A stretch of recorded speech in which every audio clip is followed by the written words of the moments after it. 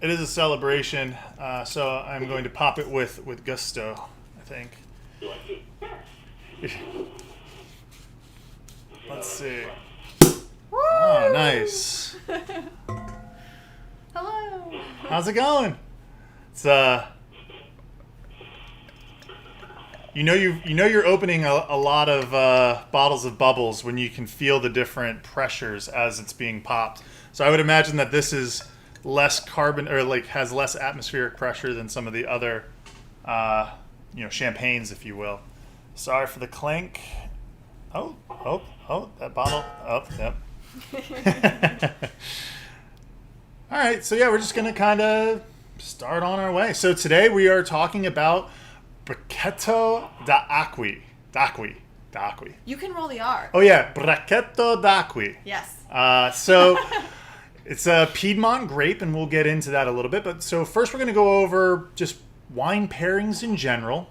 What are some of the kind of understandings that you need to have in order to make good wine pairings, and then Brachetto D'Acqui, we'll go over the history. Then we have pretty pictures, and then we do the tasting. I like the pretty picture time. It really gets you in the mood to really taste the wine. So while I'm talking, feel free to drink your wine and enjoy it, and then we'll kind of play a quick little game where we ask you what the tasting notes are. For those who haven't played this game before, there will be 2 selections of fruits or other flavors that you can get, and you can put up a peace sign or a thumbs up, depending on what you get. It'll make more sense when we get there. All right, so let's just jump right into it. So what are the rules for finding good tastings? The specifics of analyzing the acid and bitter and all of that needs to have an end goal. And that end goal, number 1, is don't ruin the wine and don't ruin the food. Pairing ketchup and carrots doesn't sound that appealing. I think you'd be a monster if that's what you like. I mean, I do know that there are little kids, I've seen it, and they're monsters. Every one of them is all right, so what is the next rule that we're shooting for? Neither the wine nor the food is greatly negatively impacted. They just both kind of stand on their own. I think it's important to say that in wine pairings, you really want to have wine that by itself is good. And also, if the food by itself is good, is very helpful. So carrots and celery, great example. That was the only celery picture I could find, I swear. I just thought it was super cute, having a cow. All right. And so then the last one that we're really always shooting for is that the food and the wine are both improved. You have the strawberries with this decadent chocolate, syrupy. Oh, both the strawberries and the chocolate get improved. Synergy, yes. I wish I could play like GIFs and you'd have that Ratatouille one where all the colors are morphing together and you have the oranges and purples and they're dancing and having a great time. All right, so how do we get to those 3 effects, right?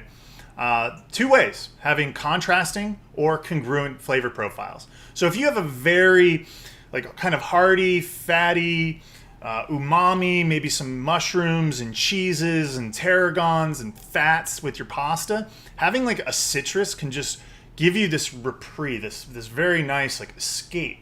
And then you go back to the fattiness and that warms you up and makes you, but then you come back to the citrus to have that freshness and that liveliness.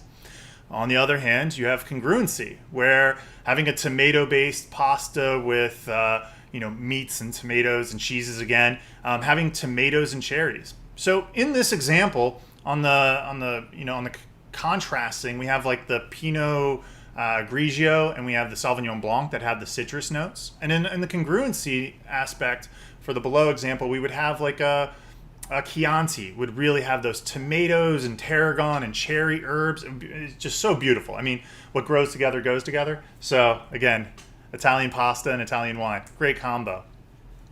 So just to kind of match all that together, this is a little rubric, if you will. We have wine and we have food. You want to have higher acid than the acidity of your food. That's just a general principle that works out pretty well. You want to have a higher sweetness than your food does. So if you have sweeter food, and you don't have a sweet wine, it will feel so dry and terrible. It's really not. It does not work. I tried it. It was like all the flavors was like, oh, this would be really well if you had a little bit of sugar with it. And it doesn't work out. It really doesn't. Time and time again.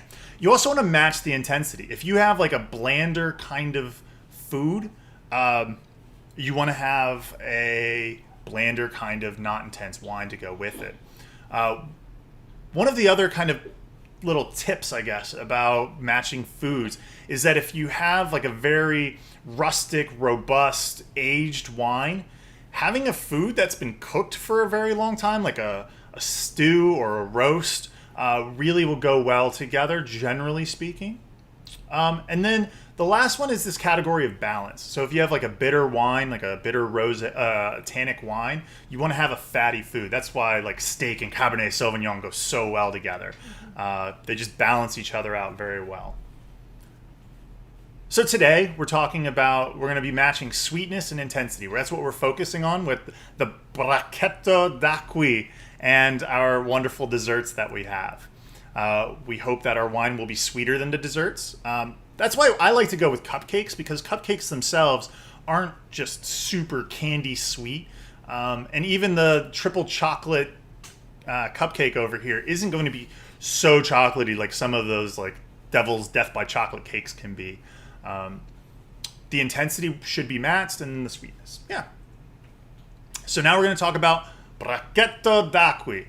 So I don't know about everybody that's watching, but I hadn't really heard of this. It was a Wine Folly article that was talking about wonderful pairings for Valentine's Day, and I came across this, and it was from the Piedmont region. I love the Piedmont region. So on this map, you can see a little bit further to the west is the Barolo and Piedmont, and the D'Acqui region is inside of the Asti region, and so Asti already has a really prominent, bubbly thing, and Brachetto D'Acqui just kind of hasn't really been in vogue, I guess, for a while, but its history is very long. And the one thing to realize about the Brachetto is it's a grape. Brachetto D'Acqui, right? So the Brachetto grape of the Acqui region, city, town. So it's a grape. This is what it looks like. Very big, luscious. Yeah, it's a grape. So now, when I was saying that it's not in vogue anymore, it's not super popular, this wine is so old. So old that these guys were drinking it. Legend has it. Legend has it. So, you got to figure Cabernet Sauvignon didn't even first come onto the map until the 17th century. So Brachetto D'Acqui has been around forever. And so the legend has it that Julius Caesar and Marc Antony, they knew of Brachetto D'Acqui's wonderful charismatic nature. It is an aphrodisiac. And so the two of them tried to seduce Cleopatra. Now, this movie that was a huge flop, evidently. I haven't actually seen this. I'm now going to. I hear that they wasted a ton of money on it, and it was pretty awful. But I hope to have another bottle of Brachetto D'Acqui and watch this, because in the legend, Marc Antony and Julius Caesar tried to persuade Cleopatra. I like legends, let me tell you. All right, so moving on to pretty pictures. The Piedmont region is beautiful. You have the Alps mountains in the backdrop of it, and these like rolling hills with vineyards and little tiny towns, and talk about places I need to visit, like when this is all lifted. Again, here's just more beautiful pictures of the rolling hills. I mean, I really hope this puts you in the mood to start drinking this wine. The aphrodisiac juices are flowing. And then this is the town that's closest to, the wine that we were drinking. And here's a fountain, or a little, what is that? What would you call that above that? It's the city center fountain. Yeah. I mean, I think that the whole setup was designed by some Italian architect, but in the it's there because the water bubbles up from there. I think it said 167 degrees Fahrenheit, and so it's this like almost boiling water coming out of the ground from the springs there. So they placed the fountain. And yeah, sounds cool. Sounds fun. All right. So moving on, we're gonna go into our paired tasting, and we play a little game for all those involved. So if you want to give your glass a little swirl, a little sniff. So cheers, everybody. Cheers. Cheers. And we're going to take a little sip now.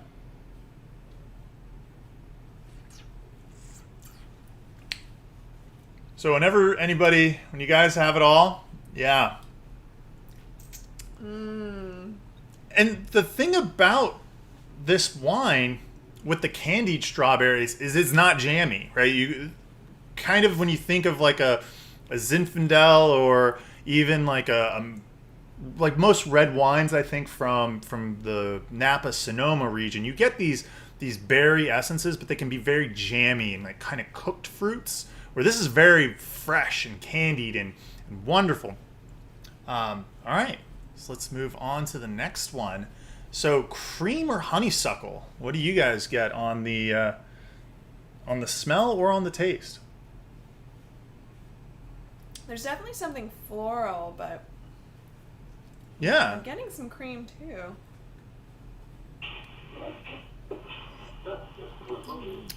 Yeah, so I do detect a lot of cream, but I do also have a floral note. I don't necessarily know if I would say that it's honeysuckle, but it is a floral note, almost maybe like a jasmine flower. I think it's very nice. The beauty of this wine is that it's not cloyingly sweet. It has a little bit of the effervescence. It's not overly bubbly, and it's just a very nice experience. Okay, so now this is the harder one. You really got to get into it. So these are common tasting notes that one of these could be associated with it, and it's either apricot or orange zest. So really kind of dive deep into that glass. Can you have both? I'm getting both, I think. Definitely orange zest. So I get the orange zest on the bouquet, and then I get that apricot in that taste, especially through the mid palate and as you swallow. The kind of strawberry gets more into a stone fruit kind of feel.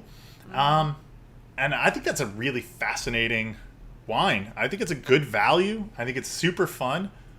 All right. And so this kind of sums up what we're getting into. You guys have a dessert to try.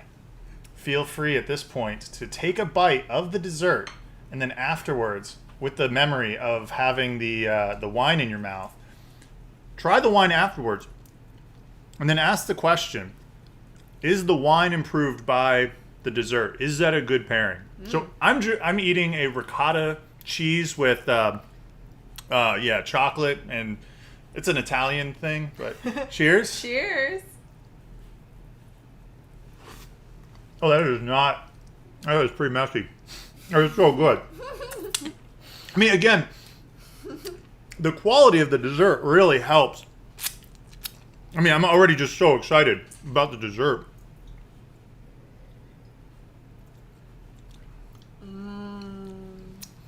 And the sweetness of the wine isn't as sweet anymore. You really get those fruity essences of the wine. And the beautiful acidity that's in that wine kind of showcases a little bit more once you have that dessert pairing. I think that's a wonderful aphrodisiac. I mean, dessert wine pairing. That is really great. So that kind of concludes the formal section of our, of our tasting. The desserts that we have here are a triple chocolate delight. This one is strawberry mousse with a chocolate ganache, and then the Italian tiramisu. Well, it's not really tiramisu. It's a ricotta cheese. Ricotta. Yeah. And then I forget what that one was. This one has pudding on the inside. That's all Always a good go-to. I heard that from the description I was in. So, well, cheers. We're going to open it up to the just live. Hold on one second. Shoot. All right.